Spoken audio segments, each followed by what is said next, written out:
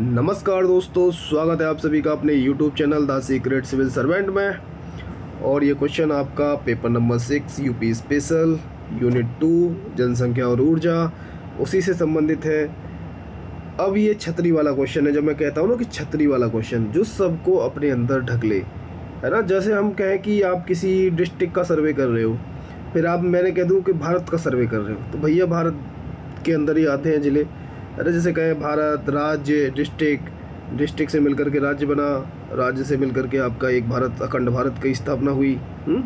इस तरीके से जब ये क्वेश्चन हम देखते हैं, पिछले हमने क्वेश्चन पवन ऊर्जा पे देखे, बायोमास ऊर्जा पे देखे, जल विद्युत ऊर्जा पे देखे, सौर ऊर्जा पे देखे, और ये सब क्या है आपकी नवीकरणीय ऊर्जा।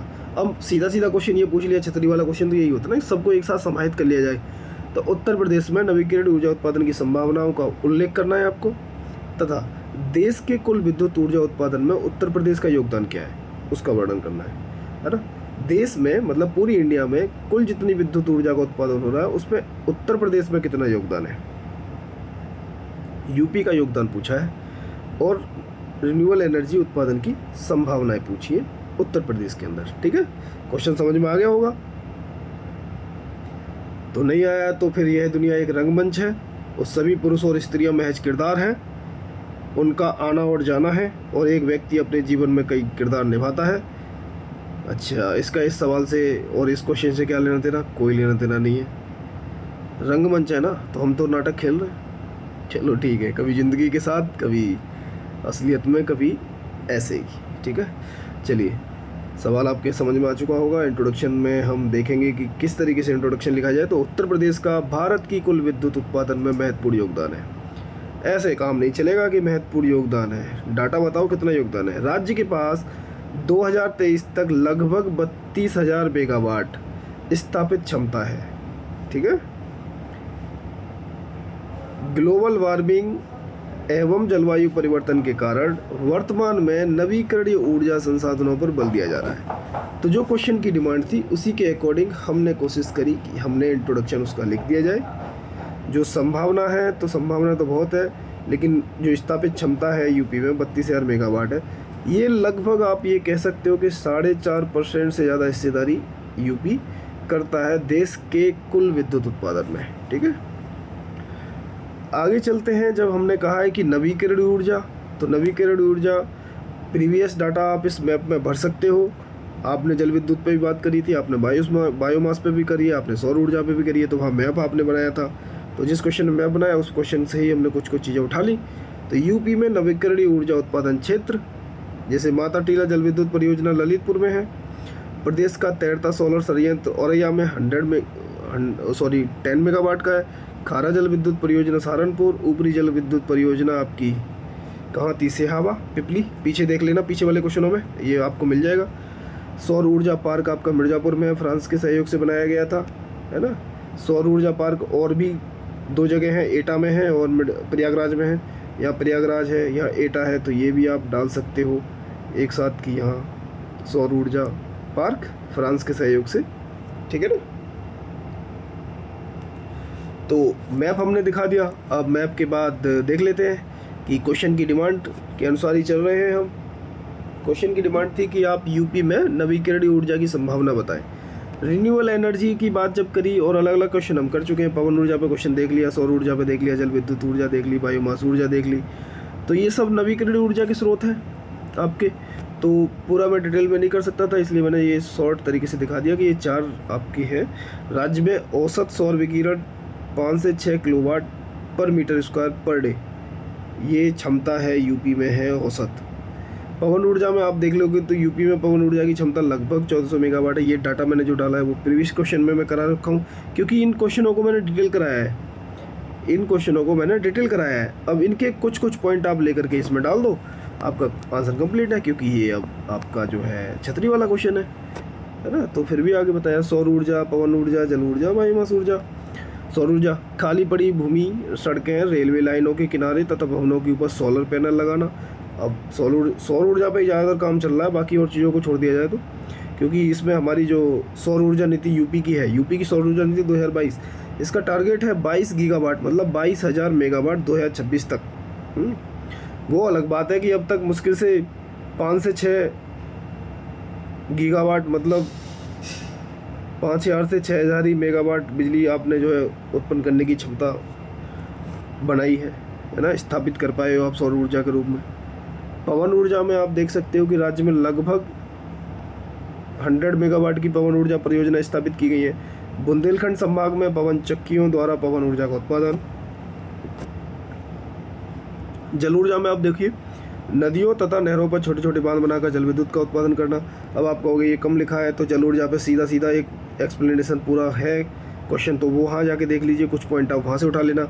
मैं ये कह सकता हूँ कि प्रीवियस क्वेश्चन आप अगर आप देखोगे जिनका एक्सप्लेनेशन मैंने किया है, जिनका आंसर मैंने आपको दिया है, तो आप मेरे इस आंसर से बेहतर आंसर लिख सकते हो उसके कुछ पॉइंट और एक्सप्लेन करके। ठीक है, ये ईमानदारी के साथ एक्सेप्ट किया जाएगा। मैंने इसमें जल्दबाजी करी थी तो कुछ पॉइंट उठाए हैं, ठीक है ना। तो यूपी कृषि प्रधान राज्य है, बायोमास ऊर्जा की व्यापक संभावना यहाँ है। राज्य में लगभग 1.5 गीगावाट की बायोमास ऊर्जा की क्षमता स्थापित की गई है। अब इन चारों पॉइंटों पे मैंने जब सेपरेट आंसर लिखा गया तो उसमें से कुछ पॉइंट आपको उठा लेने हैं, वो डाल देने हैं, है ना।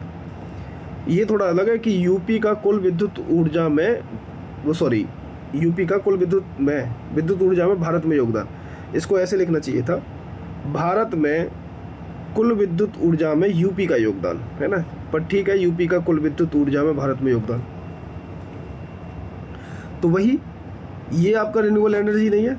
लेकिन अब क्वेश्चन ही ऐसा पूछा है, आप रिन्यूएबल एनर्जी को ही सिर्फ नहीं देखोगे, इसमें इसकी डिमांड है कि कुल विद्युत ऊर्जा में, तो कुल विद्युत ऊर्जा में आपको मैं ऊपर ही बता चुका था स्टार्टिंग में कि ताप विद्युत ऊर्जा, थर्मल पावर से इलेक्ट्रिसिटी ज़्यादा जनरेट की जाती है, नाभ की ऊर्जा से भी होती है, हाइड्रो पावर से भी होती है, और उसके बाद अन्य है। तो जैसे ये इस फिगर से आप देख सकते हो, है ना, 81% इलेक्ट्रिसिटी का जनरेशन जो हो रहा है वो ताप विद्युत ऊर्जा से हो रहा है, थर्मल पावर एनर्जी से।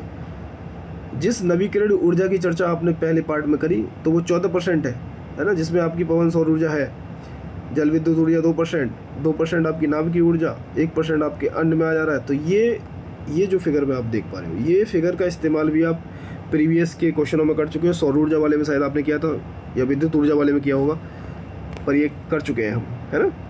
तो इसे आप देख सकते हो। उसके बाद आपका बॉडी पार्ट कंप्लीट है। बॉडी पार्ट के बाद आपको कंक्लूजन देना है।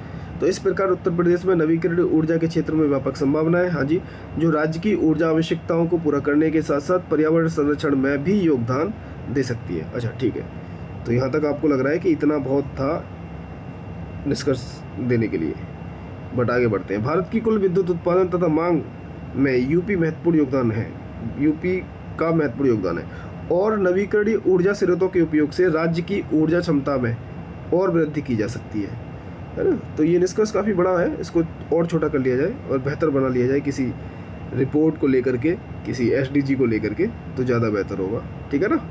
देखो जो कमियां हैं, जो मुझे लगता है कि ये और बेहतर हो सकता था, उसमें मुझे लगता है हाँ हो सकता था। और आप बताएं आप कैसे इसको कंक्लूड करोगे, ठीक है ना। और बाकी आप लिख के देख सकते हो इस आंसर को और बेहतर तरीके से, क्योंकि इसमें प्रीवियस जो क्वेश्चन मैंने कराए थे उसका इनपुट काम करेगा काफ़ी हद तक, है ना। तो करना आप। हम जानते हैं कि हम क्या हैं, पर हम यह नहीं जानते कि हम क्या हो सकते हैं। तो आप सबको ये जानना है कि आप क्या हो सकते हो। एक बार डेल्फी के मंदिर से ये भविष्यवाणी हो रही थी कि सुकरात तुम इस यूरोप के सबसे विद्वान व्यक्ति हो। सुकरात चौंका। सुकरात ने कहा, है मैं इस यूरोप का सबसे बड़ा विद्वान व्यक्ति हूँ, इसका मतलब ये है कि तुम सब ये नहीं जानते हो।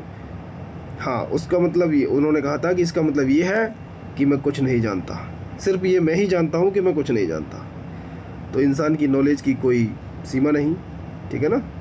इंसान की नॉलेज की कोई सीमा नहीं, लगातार जीवन भर वो सीखता रहता है। कोई इंसान परफेक्ट नहीं है, ना मैं परफेक्ट हूँ ना आप परफेक्ट हो, बस हम एक दूसरे से सीखते रहते हैं लगातार, और खुद से बेहतर होने की लगातार कोशिश करते रहते हैं कि जो आज हम हैं, आज से बेहतर हम कल हों, उसके लिए लगातार प्रयास रहता है। परफेक्शन जैसी कोई चीज़ होती नहीं है और परफेक्ट कोई होता भी नहीं, ठीक है ना, क्योंकि सीखने की चीज़ें हमेशा रहती है, परिस्थितियों के अनुसार चीज़ें चेंज होती रहती हैं और हम बदलते रहते हैं, है ना। तो ठीक है, ओके। तो स्वामी विवेकानंद के कोट के साथ समाप्त करें कि शक्ति जीवन है, निर्बलता मृत्यु है, विस्तार जीवन है, संकुचन मृत्यु है, प्रेम जीवन है और द्वेष मृत्यु है। तो प्रेम करो, ईर्ष्या द्वेष किसी के साथ ना रखो, सबकी अपनी अपनी लड़ाई है, अपना अपना रंगमंच है।